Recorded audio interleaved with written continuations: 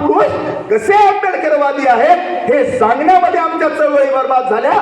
म्हणून अशोक पालकेला अंबेजोगाईमध्ये आत्मभान परिषद घ्यावी लागते. याचं कधी आम्ही आत्मचिंतन करणार आहेत का नाही? कधी आमच्यामध्ये हा डायलॉग हा संवाद होणार आहे का नाही? कधी करणार आहेत आम्ही?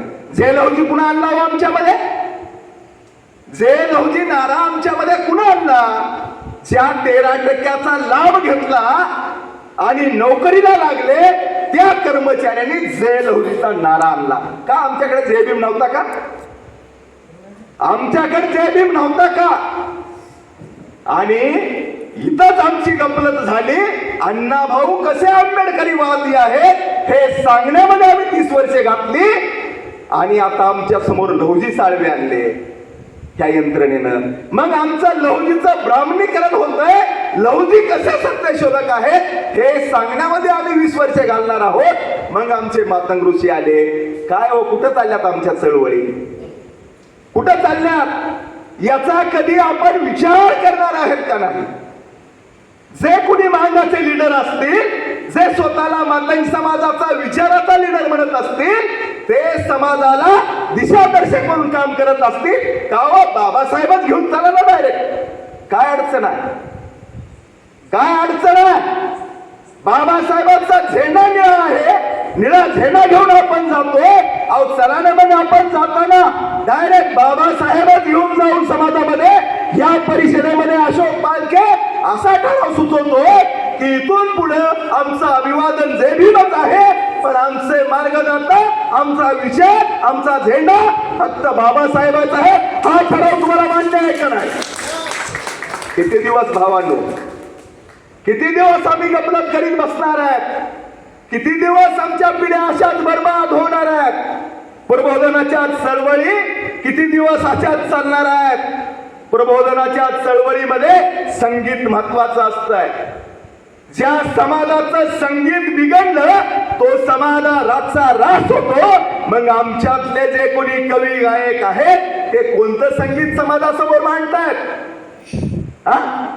वामनदादा म्हणतात, चांदण्याची छाया कापराची काया, माऊलीची माया होता माझा भीमराया.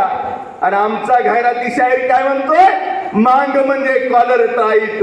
अरे काय, कशी प्रबोधनाची चळवळ मांगामध्ये रुजणार?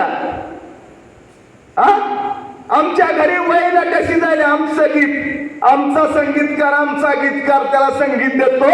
भावांनो, या महाराष्ट्रातल्या तरुणाला या चळवळीच्या माध्यमातून आव्हान करतो, असले गाणे जयंतीमध्ये जातीचे गाणे वाजणार नाही याचा ठराव या परिषदेमध्ये घ्यावा. तो ठराव अशोक पालके मांडतो, त्या ठरावाला तुम्ही अनुमोदन द्या. म्हणजे कुठं चाललोत आम्ही आणि काय घेऊन चाललोत आम्ही?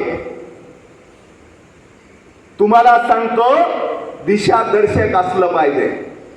जर अशोक पालके चळवळीचं काम करतो, अशोक पालके जर जय भीम चावला आहे, तर अशोक पालकेला जय भीम म्हणूनच पुढून प्रतिसाद मिळतोय. मला अभिमान वाटतोय आणि आनंद म्हणजे अभिमान वाटतोय मला. उगाच मी जिजाचा फोटो नाही टाकला इथं.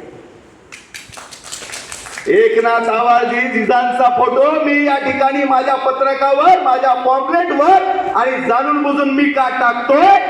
तर महाराष्ट्रातला कर्मठजयी मांग असला, ज्या आरक्षणाची चळवळ बाबासाहेब गोखलेनं मांगामध्ये रुजवली. नांदेडमध्ये मातंग समाजाचा मेळावा होता अशोकराव चव्हाण मुख्यमंत्री असताना. त्या एकनाथ आवाळासोबत मी गेलो होतो त्या ठिकाणी मेळाव्याला.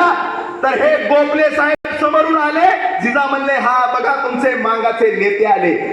जिजा हसले, पण ते गोखले साहेब जिजा समोर आले तर जिजाला म्हणले जय भीम. म्हणजे चळवळीचा नेते लीडरचा ठाक असला पाहिजे, धाक पुढल्याला. कर्मठ जरी मान जिजा समोर आला तर जय भीम म्हणत होता. त्याच पद्धतीने आपली बी वाटचाल झाली पाहिजे भावांनो. त्याच्यासाठीचा हा युवा आंदोलनाचा परपंच आहे. या ठिकाणी घोडके सर आहेत, या ठिकाणी लक्ष्मीकांत शिंदे जी आहेत. घोडके सरांच्या हाताने मी इफ्तेमुरीला तगडे साहेब उद्घाटन केलं रॅलीचं माझ्या. त्या रॅलीच्या कार्यक्रमाच्या उद्घाटनाचे अध्यक्ष GS दादा कांबळे होते. मी स्वाभिमानी समाज निर्माण अभियान, काशीराम साहेब म्हणले कधी स्वाभिमान येणार आहे समाजामध्ये?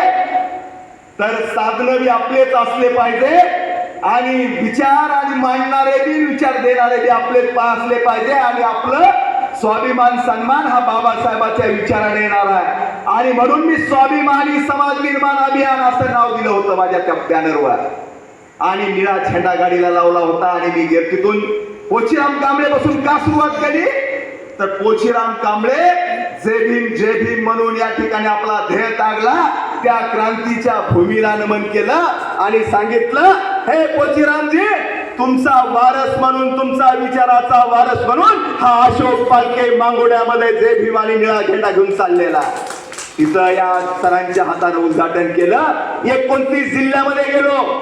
सर माझा अनुभव मी घेतोय त्याचा पुस्तक आणणार आहे. भविष्यातल्या येणाऱ्या माझ्या तरुण भावाला ते आदर्श असणार आहे. ते वाटचालीसाठी त्यांच्या भविष्यात कामाला येणार आहे.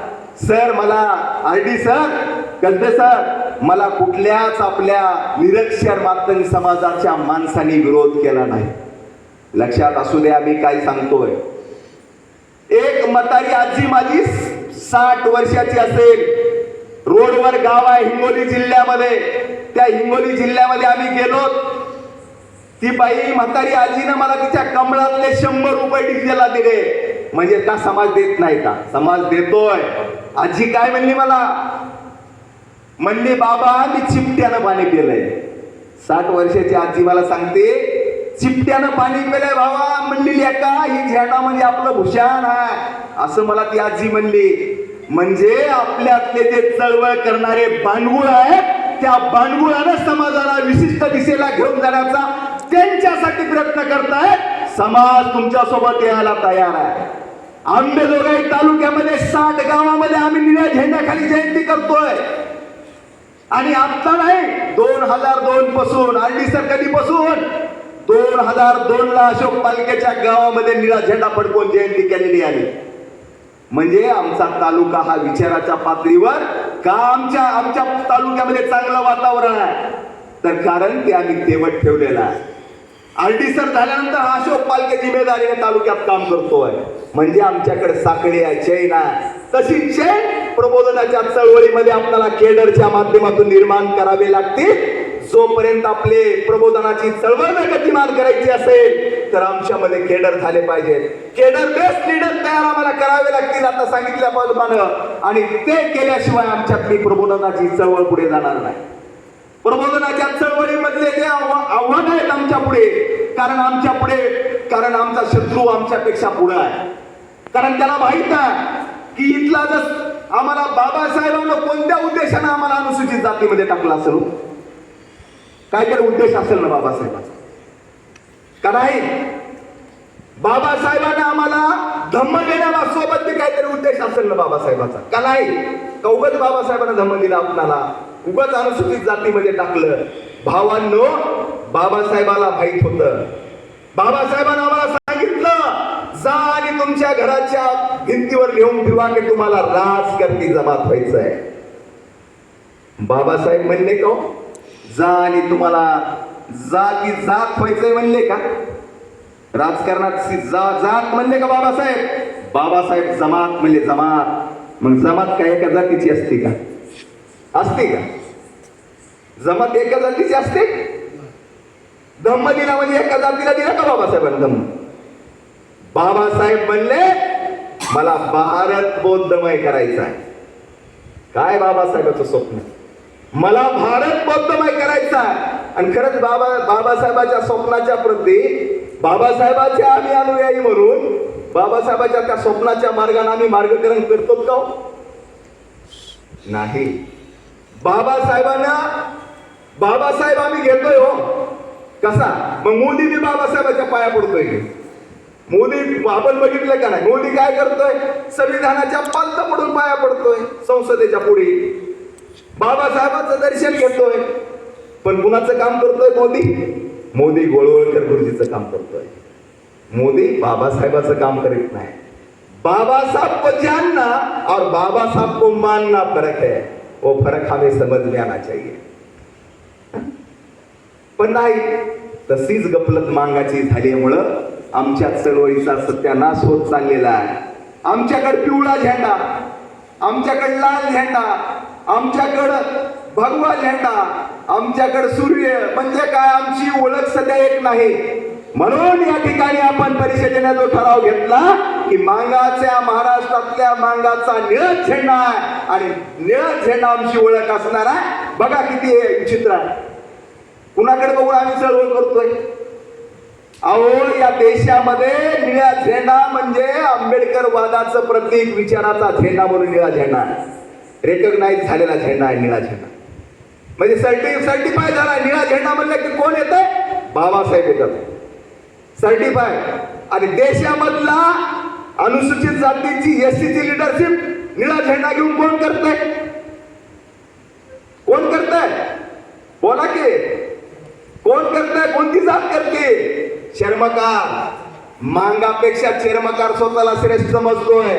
पण चर्मकार मुखामध्ये जय भीम आणि हातामध्ये निळा झेंडा घेऊन या भारतामध्ये लिडरशिप करतोय अनुसूचित जातीची. आणि ही घायराती मांग एकदा म्हणतात नाही आम्हाला पिवळा घेऊन जायचा. कशी आमची प्रबोधनाच्या चळवळीतला ही मोठा अडथळा आहे. तो अडथळा बी आम्हाला दूर करावा लागणार आहे. त्याच्याशिवाय आमच्या प्रबोधनाच्या चळवळीला योग्य दिशेला जाता येणार नाही.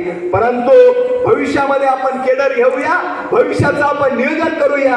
आता जे घेतलेले जे ठराव आहे हे ठराव आपण समाजापर्यंत कसे जातील याच्यासाठीची आपण छोटीशी या परिषदेची पुस्तिका काढूया. त्याच्यासाठीच एक लेख तुम्ही द्या. जेवढे आला त्यांनी लेख द्यावे असे मी तुम्हाला विनंती करतोय. आपण इथं जमलोत. आपण अगोदरच सांगितलं होतं प्रस्ताविकामध्ये मी की आपल्याला इव्हेंट करायचा नव्हता. आपला हा कार्यक्रम गर्दी लोकांचा कार्यक्रम आहे. आपल्याला गर्दी करायची नाही, कारण गर्दी करून मला कुठल्या पक्षाकडे जाऊन मला आमदारकी घ्यायची नाही. मुळामध्ये ठरवून घ्यावं लागणार आहे आपल्याला ठरवून घ्यावं लागणार आहे. आपण जर एखाद्या प्रस्थापित पक्षाच्या आमिषाला बळी पडून एखाद्या जिल्हा परिषदेसाठी, एखाद्या पंचायत समितीसाठी, एखाद्या ग्रामपंचायतसाठी समाजाला एकत्र घेऊन जर बार्गेनिंगच्या पॉवरमध्ये येऊ म्हणून जर कुणी येतं चळवळ करत असेल तर ती चळवळ नाही भावानो. आपण ते चळवळ आधी नीट समजून ठेवूया. आपली चळवळ माझ्या समाजाला विशिष्ट ठिकाणी या विचाराच्या पातळीवर तिला वैचारिक अधिष्ठान प्राप्त करून द्यायची माझी चळवळ मला उभा करायची आहे. आणि त्याचा संकल्प इथं असणाऱ्या तरुणांनी आज करावा आणि माझ्या समाजाला वैचारिक अधिष्ठान मिळवून देईनच. आणि माझ्या समाजामध्ये जो काय अंधाधुंद चालू आहे त्या अंधाधुंदीला मी रोखीन असा संकल्प आपण सगळेजण करून या ठिकाणून जाऊया. एवढंच बोलतो आणि याच ठिकाणी थांबतो. जय भीम, जय भारत.